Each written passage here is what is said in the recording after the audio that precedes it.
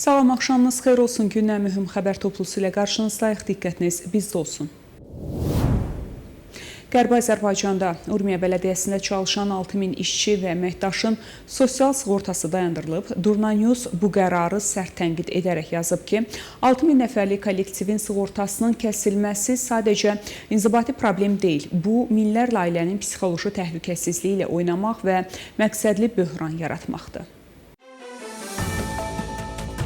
Məlumatda qeyd olunub ki, hakimiyyət özünün əsas icra edici qüvvələrinin ən sadə qanuni hüquqlarını belə pozur. Media orqanı sual edib. Hakimiyyət hansı məntiqlə öz işçilərinin ən əsas hüquqlarını tapdalayır? Xəbərdə vurğulanır ki, müharibədən sonra dərman və ərzaq qiymətlərinin kəskin artdığı bir vaxtda sığortanın dayandırılması minlərlə işçi ailəsini ciddi müalicə və yaşayış problemləri ilə üz-üzə qoya bilər. Son aylarda İranda iqtisadi böhran, maaş problemləri və sosial təminat sahəsindəki çətinliklər daha da dərinləşib. İranda bəzi dərmanların qiymətləri son müharibədən bəri 30-300% arasında artıb və bəzi xəstələr, xüsusən də xərçəng xəstələri ciddi problemlə üzləşiblər. Bunu İranın Etimad qəzeti yazıb. İran Əczaçıları Assosiasiyasının sözçüsü və idarə heyətinin üzvü Hadi Əhmədi müharibənin əczaçılıq sənayesinə vurduğu ziyanın əhəmiyyətli olduğunu bildirib. Etimad həmçinin xərçəng xəstələrinə isnadən bildirib ki, müharibədən əvvəl sığorta dəstəyi ilə 1 milyon tüməndən az olan Exşuva dərmanı indi subsidiyasız qiymətlə 30 milyon tümənə çatıb. Məlumatda başqa xəstələr də tiroid, depressiya və revmatizm dərmanlarının qiymətlərinin 2 qat artmasından danışıblar. Qəzet yazıb ki, sanksiyaların təzyiqi hökumətin valyuta ehtiyatlarının azalması, dərman istehsal mərkəzlərinə dəyən ziyan və dərmanların idxalının çətinliyi bir çox xəstə üçün dərmanları əldə etməyi daha da çətinləşdirib.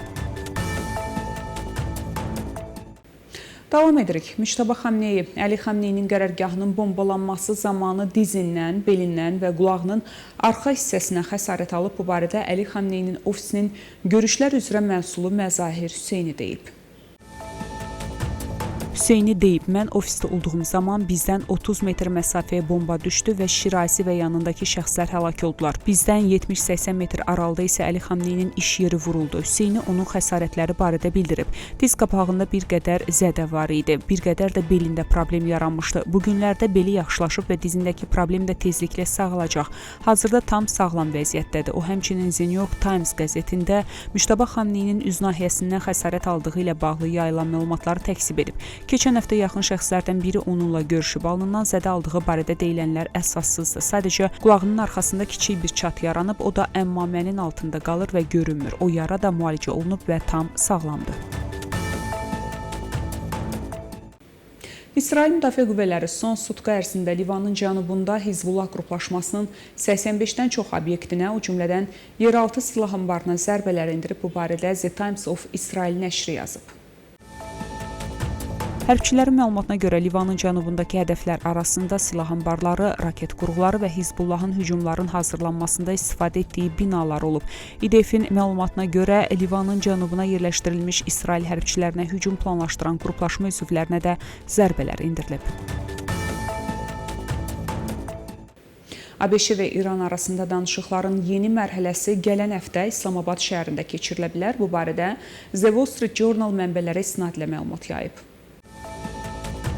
Məlumata görə ABŞ və İran vasitəçilərinin iştirakı ilə münaqişəyə son qoyulmasına yönəlmiş bir ay davam edəcək danışıqların şərtlərini müəyyənləşdirən anlaşma memorandumunun hazırlanması üzərində işləyirlər. Qəzet qeyd edir ki, danışıqlar gələn həftə İslamabadda bərpa oluna bilər. Bildirilir ki, tərəflər irəliləyiş əldə edərsə, ilkin bir aylıq müddət qarşılıqlı razılaşma əsasında uzadıla bilər. ABŞ prezidenti Donald Trump Rusiya və Ukraynanın 9 maydan 11 maya qədər 3 günlük atəşkəs barədə razılığa gəldiyini açıqlayıb. Kremldə yaydığı bəyanatda Rusiyanın müvəqqəti atəşkəs və məhbus mübadiləsi ilə bağlı razılaşdığını təsdiqləyib. Tramp Truth Social platformasına yazıb ki, atəşkəs onun təşəbbüsü ilə və Vladimir Putinlə Volodimir Zelenskinin razılığı əsasında həyata keçiriləcək. O bildirib ki, eyni zamanda tərəflər arasında 1000 məhbus da dəyişdiriləcək. ABŞ prezidenti ümid etdiyini bildirib ki, bu razılaşma uzun və ölümcül müharibənin sonunun başlanğıcı olacaq. Volodimir Zelenski də açıqlamasında bildirib ki, Ukrayna Moskvada keçiriləcək qələbə günü paradı zamanı hücum həyata keçirməyəcək və Qırmızı meydanın hərbi əməliyyatlarından kənarda saxlanılması barədə göstəriş verib. Bu atəşkəs Rusiya-Ukrayna müharibəsinin 5-ci ilə daxil olduğu və on minlərlə insanın həyatını itirdiyi bir vaxtda elan olunub. Belçikanın Müdafiə naziri Theo Franken 2029-cu ilə qədər 53 ədəd F-16 qırıcısının Ukraynaya təhvil veriləcəyini bəyan edib. Məlumata görə plan üzrə ilk 7 təyyarə bu il ərzində Ukraynaya göndərilməlidir. Günas TV AP-yə istinadən xəbər verir ki, bu barədə Lviv nəşri Belçika Müdafiə Nazirliyinə istinadla məlumat yayıb. Qeyd edilir ki, əvvəlki hökumət Ukrayna prezidenti Volodimir Zelenskiyə ilk 2 təyyarənin 2024-cü ildə veriləcəyini vəd etsə də, Belçika indiyənədək Kiyevə heç bir F-16 təhvil verməyib. İran hökumət yönlü mediasının məlumatına görə son günlər Ərdəbildə bir neçə Azərbaycanlı türk vətəndaş xarici media ilə əməkdaşlıq ittihamı ilə Təhlükəsizlik Nazirliyinin qüvvələri tərəfindən həbs edilib.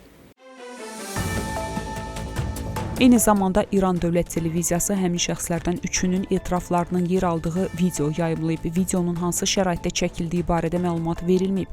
Məlumatda saxlanan şəxslərin dəqiq sayı, kimliyi və harda saxlanıldıqları barədə heç bir açıqlama yer almayıb.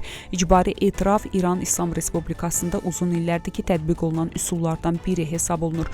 Bu proses zamanı xüsusilə siyasi və ideoloji məhbuslar, təhlükəsizlik orqanlarının təzyiqi, fiziki və psixoloji işgəncələri, həmçinin təhdidləri altında kamera qarşısında etmədikləri əməlləri etiraf etməyə məcbur edilirlər. İran Ali Məhkəməsi 29 yaşlı siyasi məhbus və İran Elm və Texnologiya Universiteti Aerokosmik Mühəndislik Peyk Texnologiyası üzrə magistr tələbəsi Erfan Şəkirzadənin barəsində çıxarılan edam hökmünü təsdiq edib. Bu barədə İnsan Haqları Təşkilatları məlumat yayıb. Edam hökmünün icrası üçün Şəkirzadənin Kərəc şəhərinin Qızılhisar həbsxanasına köçürüldüyü bildirilib. O, Sepahın Kəşfiyyat Xidməti tərəfindən casusluq və düşmən ölkələrlə əməkdaşlıq ittihamları ilə həbs edilib. Şəkirzadə həbsxanadan yazdığı məktubda işgəncə altında və aylarla təkidamlıq kamerada saxlanılaraq saxta etiraf verməyə məcbur edildiyini bildirib. 2025-ci ilin fevral ayında həbs edilən siyasi məhbus 9 ay təkidamlıq kamerada saxlanılıb və işgəncələrə məruz qalıb. Qeyd edək ki, Təbriz Universitetini elektrik mühəndisliyi ixtisası üzrə bitirən Erfan Şəkirzadə İran Elm və Texnologiya Universitetində Aerokosmik Mühəndislik Peyk Texnologiyası üzrə magistr dərəcəsi proqramında birinci yeri tutub. İran Məhkəmə Hakimiyyətinin sözçüsü Əsgər Cahangiri bildirib ki, müharibə ilə əlaqəli ittihamlar çərçivəsində İran vətəndaşlarına məxsus indiyənədək 262 əmlak müsadirə edilib. Cahangiri mətbuat konfransında deyib ki, bu rəqəm baş prokurorluğun müraciətləri əsasında həyata keçirilən tədbirlərin nəticəsidir. O əlavə edib ki, münaqişə başlayandan bəri İranın daşınmaz əmlak qeydiyyatı qurumu vətəndaşların həbsi və əmlaklarının müsadirəsi ilə bağlı müraciətlər çərçivəsində 722 araşdırma aparıb.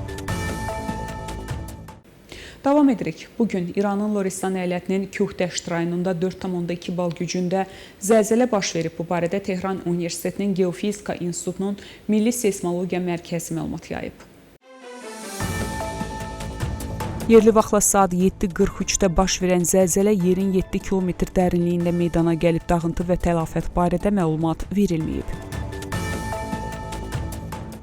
Xəbərlərimiz davam edir. Bəhreyndə İran İslam İnqilabi Keşikçiləri Korpusu ilə əlaqəli şəbəkəyə bağlı 41 nəfər həbs edilib.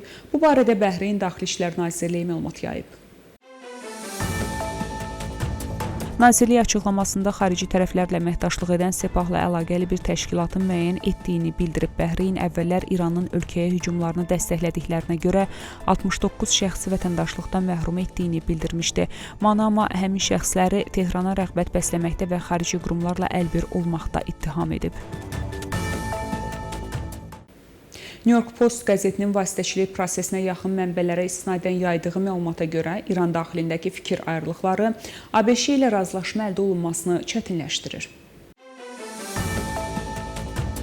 Münaqişənin davamını istəyən qruplarla diplomatiyanı müdafiə edən rəsmilər arasında ciddi rəqabət mövcuddur. Hesabatda bildirilir ki, müharibə dövründə Sepah daha da güclənib və hazırda Tehranın hər hansı razılaşmanı qəbul edib etməməsi məsələsində həlledici təsirə malikdir.